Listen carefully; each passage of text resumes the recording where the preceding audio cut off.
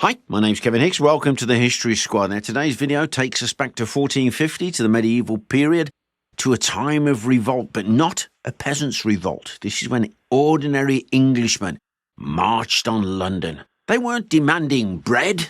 They weren't storming castles. They were far more dangerous. They were looking for accountability. The accused were the king's inner circle. That's Henry VI, bit of a weak king. They accused them of corruption, betrayal, and incompetence. They reckoned that the country was being ruined from the top down. The history books called it the Cade Rebellion. But if you listen very carefully, you can easily draw parallels to today's politics. You see, when people feel unheard, unlistened to, history has a habit of knocking on the door again. The Cade Rebellion didn't just happen, boom, 1450. You've got to go back some decades, 1430s. There was unrest, civil unrest throughout the shires of England.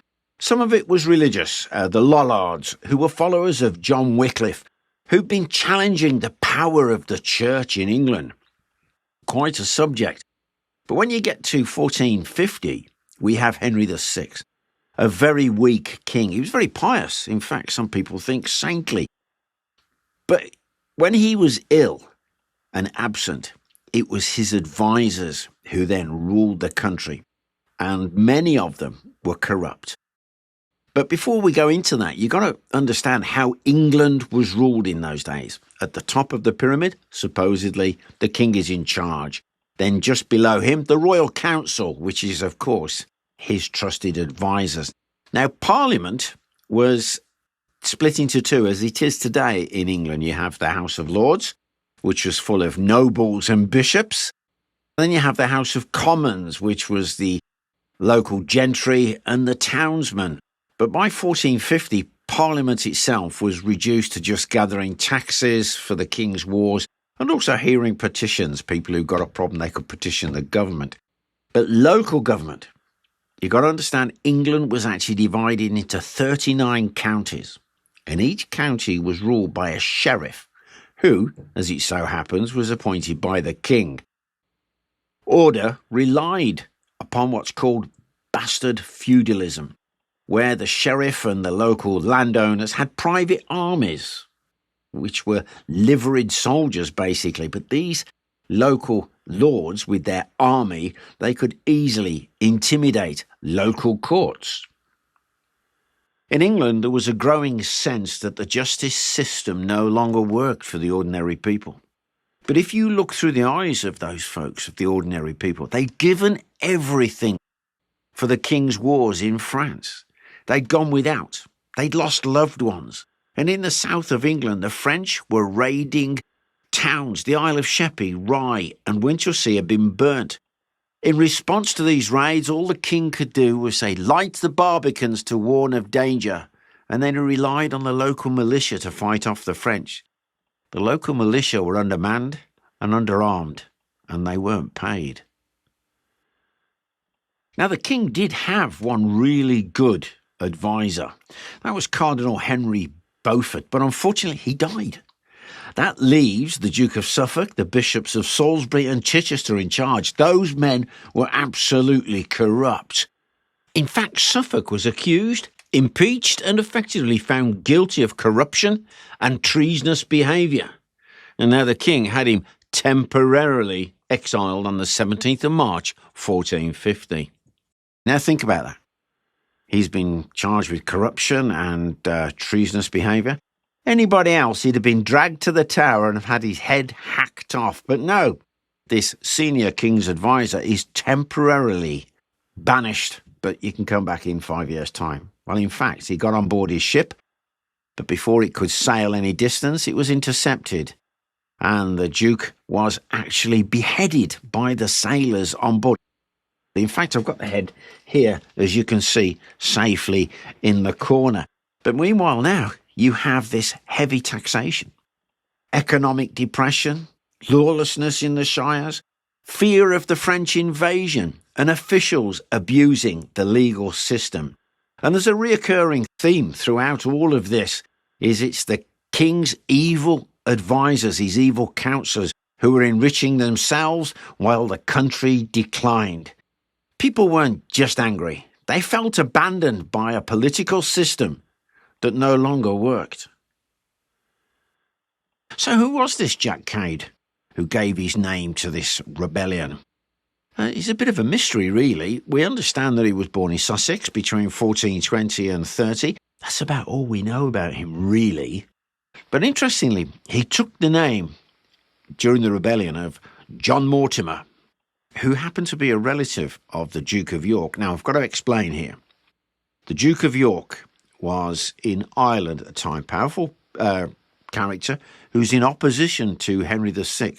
Henry VI was Lancastrian. The Duke of York was Yorkist. If you think about the Wars of the Roses in England, it was fought by two factions. The Lancastrians, the House of Lancaster, and York, the Yorkist, the House of York. So for Jack Cade to take a Yorkist name, he's having a dig at the king. Now, this wasn't a peasant mob. It wasn't a peasant rebellion. It was organised, disciplined. And this is down to Jack Cade. He had the charisma to organise people, to encourage people. May have even been a soldier, but at the end of the day, we just don't know. But anyway, he had the power to organise and lead anything up to 5,000 followers on the march to London. And they weren't just peasants. Some were high-status gentry, merchants. There was even a knight amongst them. So it's not a lower-class uprising. Do you know, they even had wives accompanying them. But there's a danger here. Soldiers coming back from France, not been paid. They're angry at the way they've been treated, the way they've been abandoned and defeated. These men, angry soldiers, now join Cade's rebellion. They swell the ranks, and even more as they get closer to London, more and more disgruntled English folk join this rebellion. These people were together and they were protesting on one thing. They were protesting against the king's advisors and what they had been doing to the country. Now, I should mention that Cade's rebellion it begins in Kent, which is the county in the southeast of England, and they had been heavily abused, taxation, all that kind of stuff. And Jack Cade's aim was to lead men to London and lay their grievances to the king. They had a pamphlet called The Complaint of the Poor Commons of Kent, but this was a handwritten pamphlet. So that goes to show they had scribes. They had people who could produce the paper within their ranks. And of course, not everybody could read, so those who got the pamphlet would actually read it to others and they could agree on it. It had basically 5 demands that were in the complaint. Complaint number 1, end corrupt advisors. Number 2, fair justice for all. 3, lower the taxes. Remember that England had been taxed beyond its means for years because of the 100 Years' War. Number 4, better governance. They wanted a better government. And number 5, protection from exploitation, which they'd suffered terribly from in Kent. You see, this wasn't a rebellion for rebellion's sake. This was a political protest. They weren't trying to burn the system down. They were simply trying to make it work again. So the Kentish rebels begin their march to London. By June 1450, they are encamped at Blackheath, just south of London. They actually fortified their camp, digging trenches, that kind of thing. And Jack Cade sends to London for arms, so he must have had money. This shows you how well organised this guy was. Now, come the 16th of June, churchmen and noblemen have made their way to Blackheath, and they represent the king and try to negotiate with the rebels and get them to disperse. But this failed. Now, at this time, the grievances of the rebels will be made known to the king's advisors, and also that they were not against the king.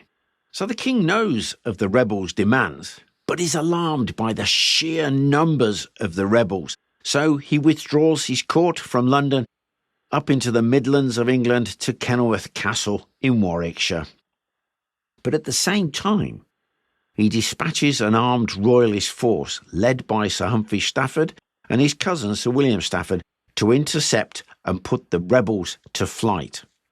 The rebels, who'd withdrawn south from Blackheath, must have known about the king's army approaching, so at Sevenoaks they waited and laid an ambush, and on the 18th of June the royalist vanguard was ambushed and destroyed, and both the Stafford cousins were killed.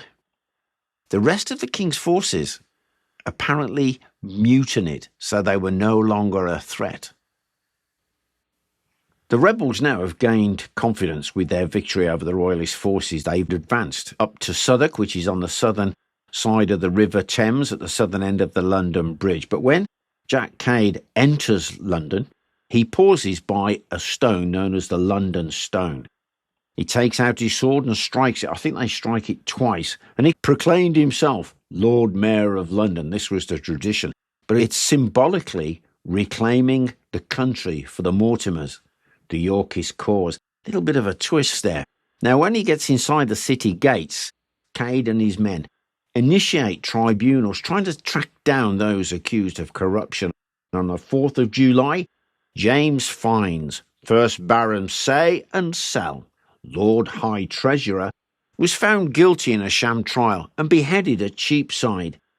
His son-in-law, William Cromer, former Sheriff and Lord Mayor of London, was also executed, and their severed heads were placed on pikes and paraded through the streets, where they were turned to face each other and made to kiss. Both of those heads were then mounted on London Bridge. One of the problems Cade had was controlling his men. That's 5,000 folk. They're now in the City of London.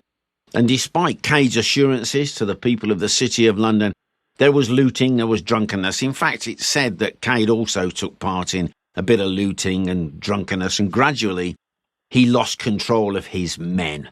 But on the 7th of July, late in the evening, his men, his army, retreat back across London Bridge to Southwark to their camp. And the London officials seized the opportunity and they closed the gates at the other end. They couldn't close them at this end, the drawbridge, because the ropes had been cut by Cade.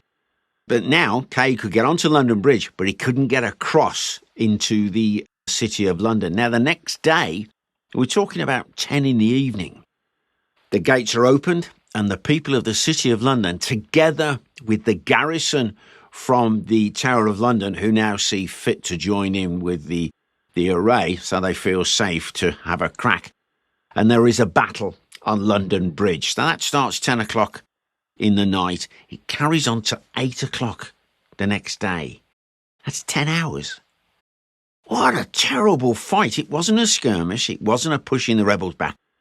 It was an out-and-out battle. The rebels eventually retreat off the bridge, having suffered horrendous casualties. Now, one estimate by a Londoner was the Londoner people themselves lost 40 dead, but the rebels lost 200. So this is catastrophic. Now, Cade has got to have it on his toes. After the battle on London Bridge, Jack Cade and his rebels didn't disperse. They just pulled back from London. And it was Archbishop John Kemp, Lord Chancellor, who persuaded Jack Cade to disperse his followers. And the way he did it was with pardons. Pardons for the rebels, and also a promise that they would take up the demands that the rebels had made. However, the king reneged on all of this. In fact, he offered 1,000 marks for Jack Cade, dead or alive. And in fact, Jack actually fled down into Sussex, where on the 12th of July, Jack was cornered in a garden by Alexander Iden, who would become the future High Sheriff of Kent. In the resulting skirmish, Cade was fatally wounded and died before he could be put on trial in London. However, his body was put on a mock trial, found guilty of treason, and was beheaded outside of Newgate prison, and his body quartered and the body parts sent to various towns throughout Kent. There followed revenge and retribution from the king. Humphrey Stafford, 1st Duke of Buckingham, was given permission, a royal commission, to seek out Cade's followers. His first sweep, his first search, if you like, was down in Canterbury. and 8 men were quickly found and hanged. And although Cade Rebellion had quickly dispersed, the commission failed to quell the rebellious feeling throughout England, and there were minor uprisings. Well, none of these uprisings, brought any major deaths or changed anything. What we know is all of this episode was a precursor to the Wars of the Roses. It showed the weakness of the Lancastrian dynasty, but worst of all, it showed how corrupt the government of England really was.